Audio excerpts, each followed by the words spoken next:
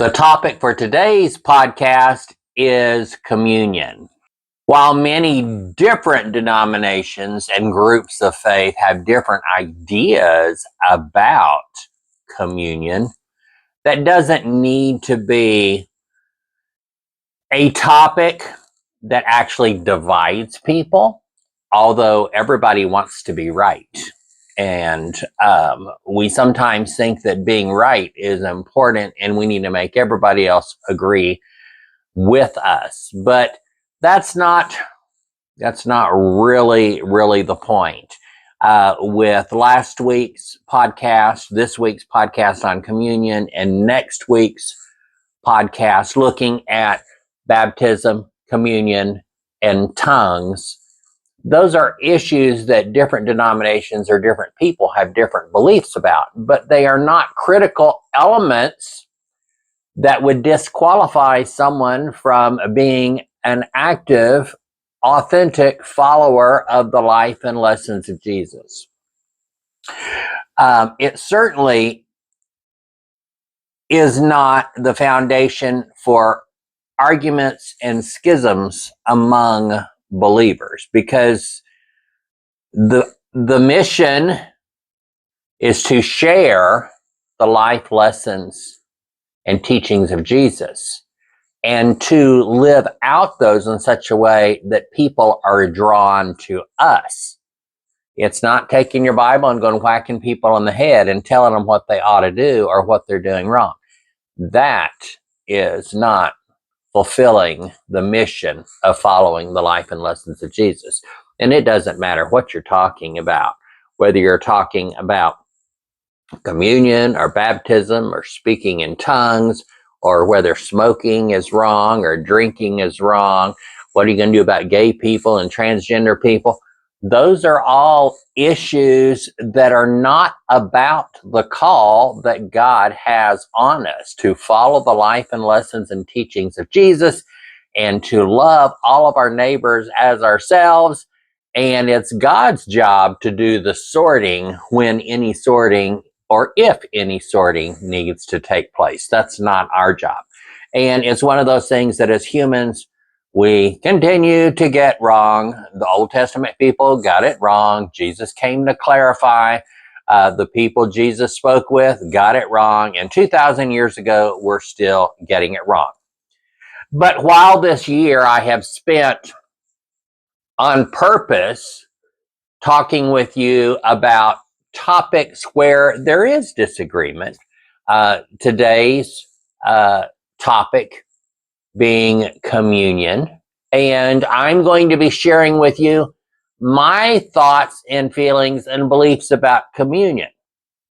In reality, I can only share my thoughts, feelings, and beliefs because they are my thoughts, feelings, and beliefs. Other people can share what they think, but I'm sharing with you what I believe to be the truth about communion.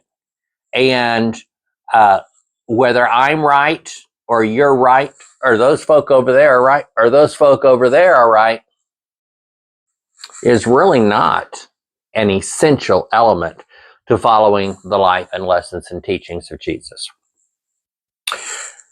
When you study about communion or partaking of the Last Supper or a commemorative event,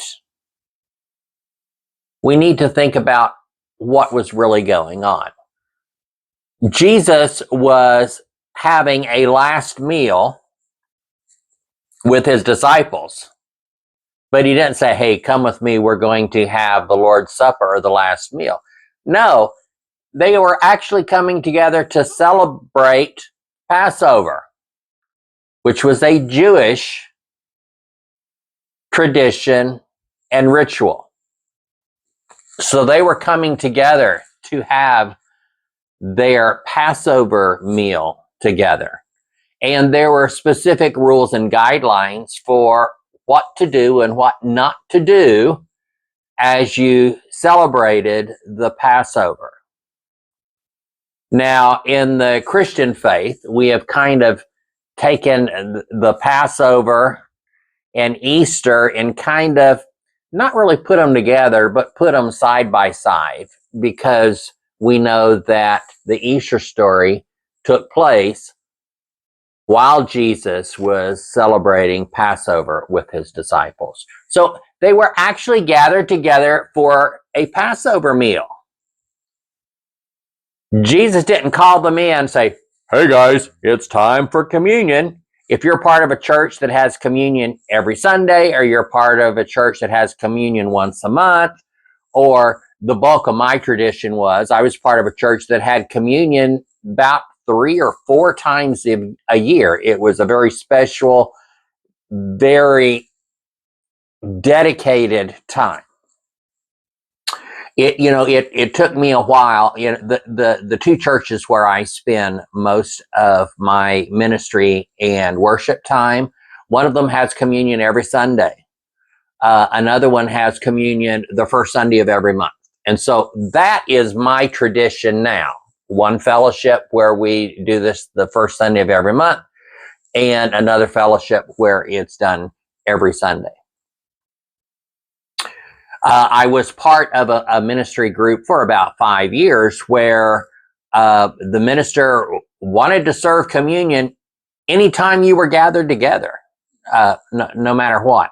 I don't have a problem with that. However, because of my faith traditions growing up, I really like having communion as being very special and purposeful.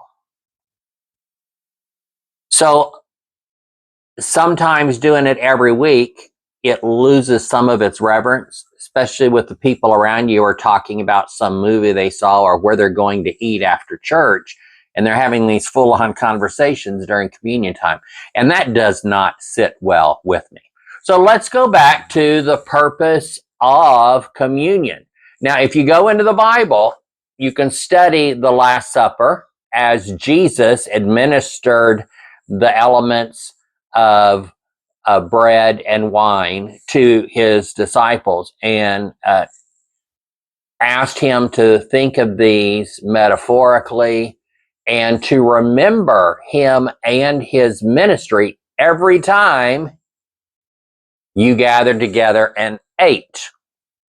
Now, the Apostle Paul talks about communion, and it's kind of like the Apostle Paul created a ritual that has more impacted what we do in today's church than the actual purpose and words of Jesus. So I do have a problem sometimes when we're talking about communion in church and what we're doing was ordained by Paul, not by Jesus. So I kind of have a problem with that as well. So I'm not even going to address Paul, and although what Paul has said for communion has impacted our ritual today more than Jesus, which is wrong. That's wrong. We've gotten that wrong, but we've done that for thousands of years now. And so when you've done something wrong for thousands of years, it's very, very, very difficult to correct it. But here's what I see. Jesus did not gather his disciples together to establish a new ritual. Jesus gathered his disciples together, and while they were participating in a Jewish ritual, what they were really doing is they were eating together while remembering the trials of the Old Testament people, their ancestors. So Jesus took this whole concept of remembering and wanted to give them something else they need to remember. Jesus knew that his time with them was up. Time was over. His time with them on earth in human form was coming to an end. Now, Jesus looked at the elements there on the table. And in his time and culture, water was not always safe to drink. but wine wouldn't make them sick.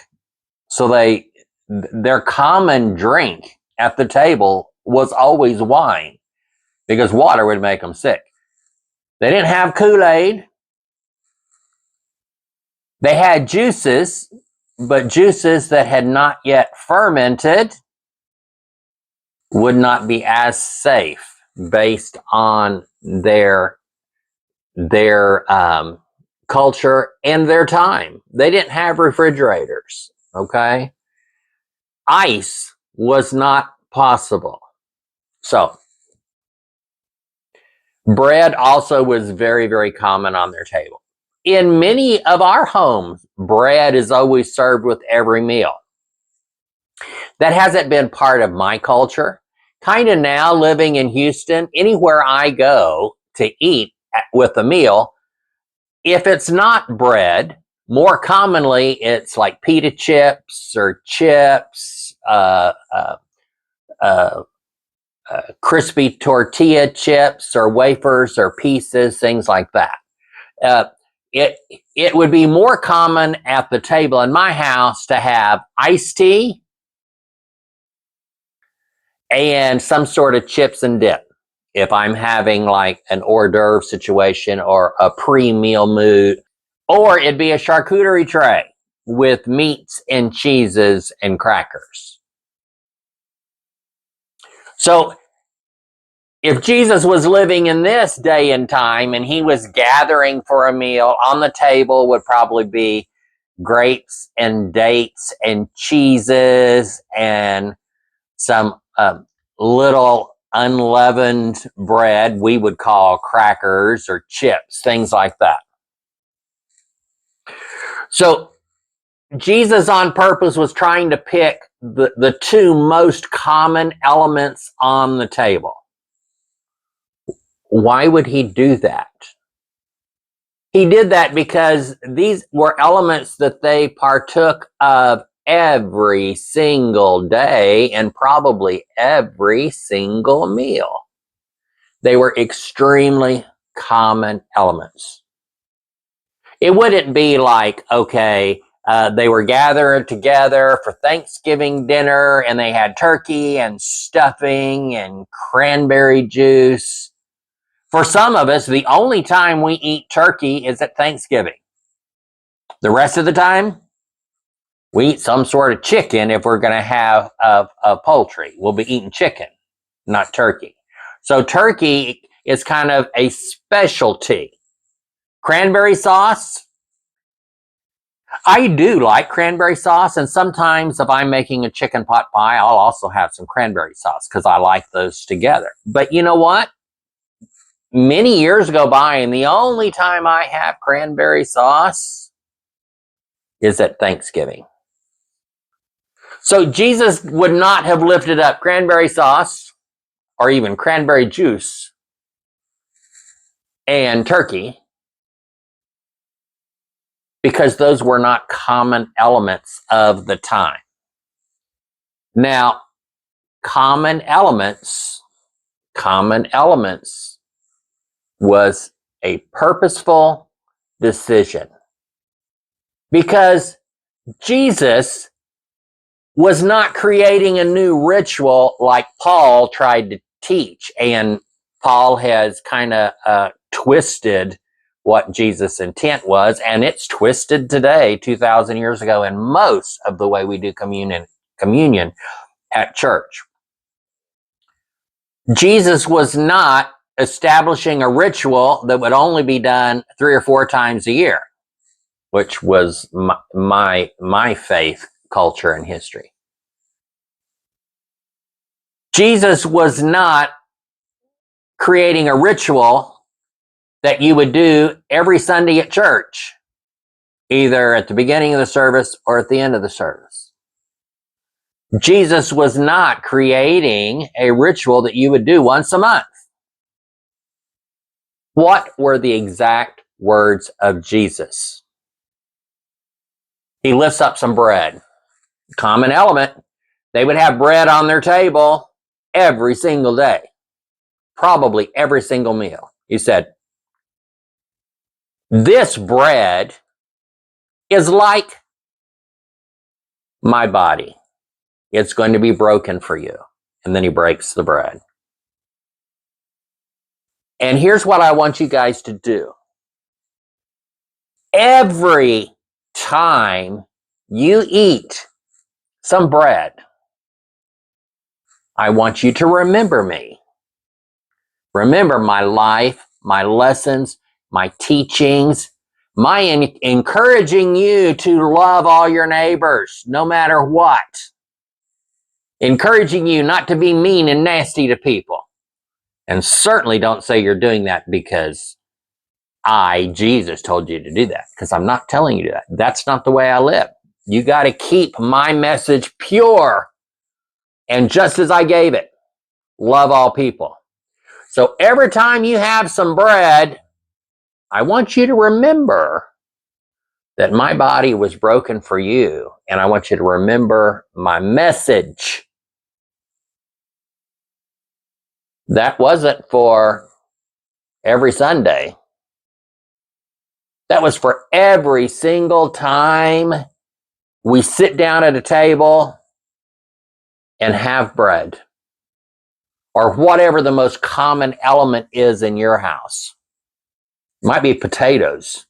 Might be every time you have, if you have potatoes every day at your house, for you and in your culture, it might be every time you have potato, I want you to remember my body.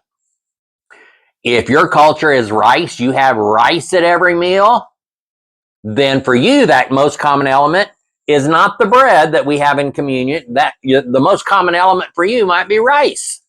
Every time you have rice, you need to remember the life lessons and teachings of Jesus. And then Jesus lifted up the cup with wine in it and said, this liquid in this cup probably was red wine, because then he talks about this wine represents my blood. It's like my blood. Blood is life.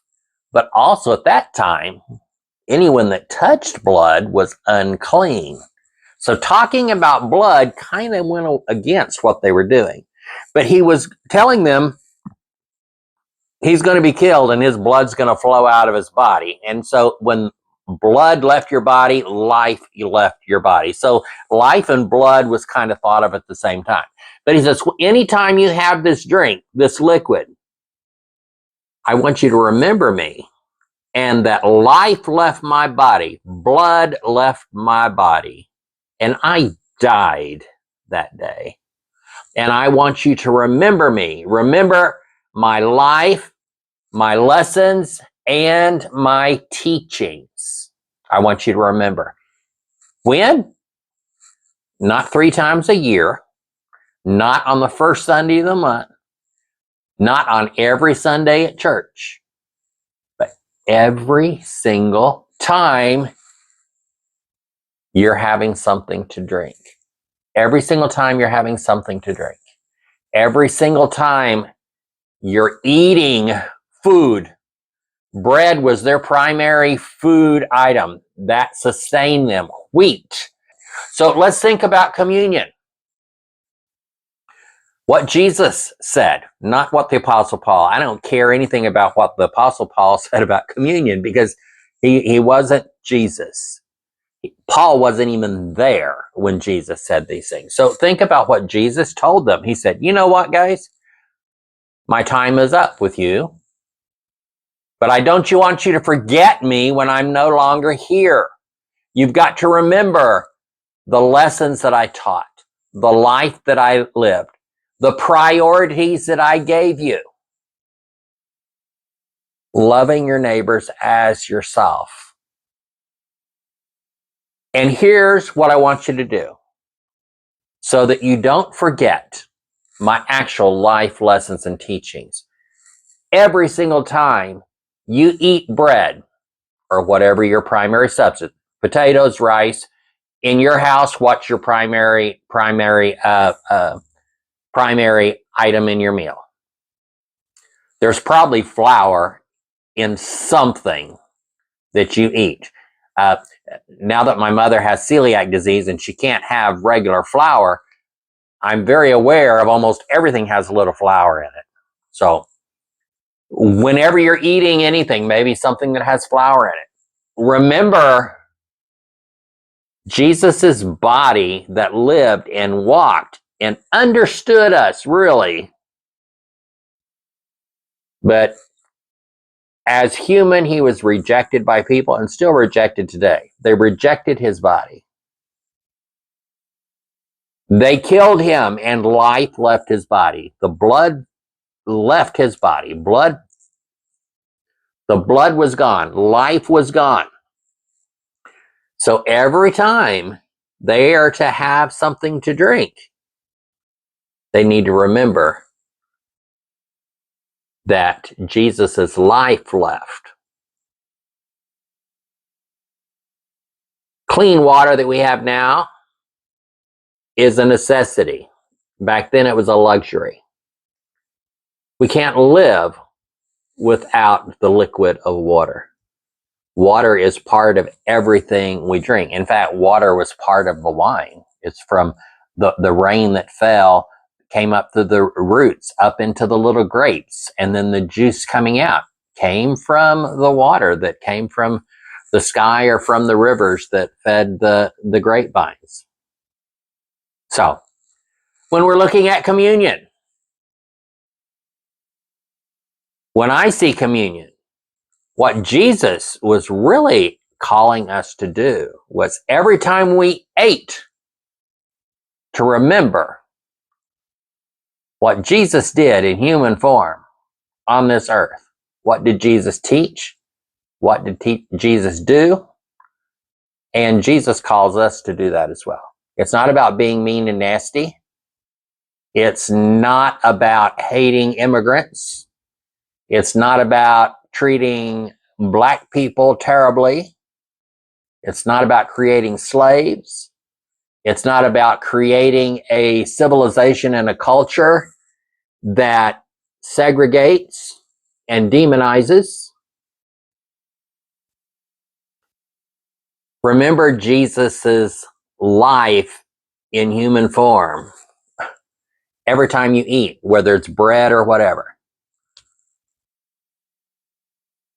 Remember Jesus's life that was taken from him by people that refused this concept of loving your neighbors as yourself.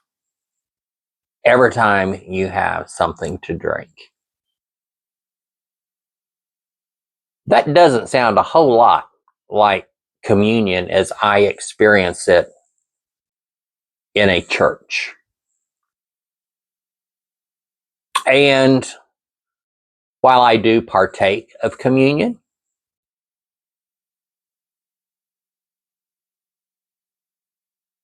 I do know and understand that I'm partaking in a ritual that has little to do with the message that Jesus was actually giving to his disciples, and in turn to us. Thank you for watching. If this has engaged you at all, please hit the like button. And if you're so inclined, subscribe to my channel so that you are notified when new content is posted. I'll catch you on the next one.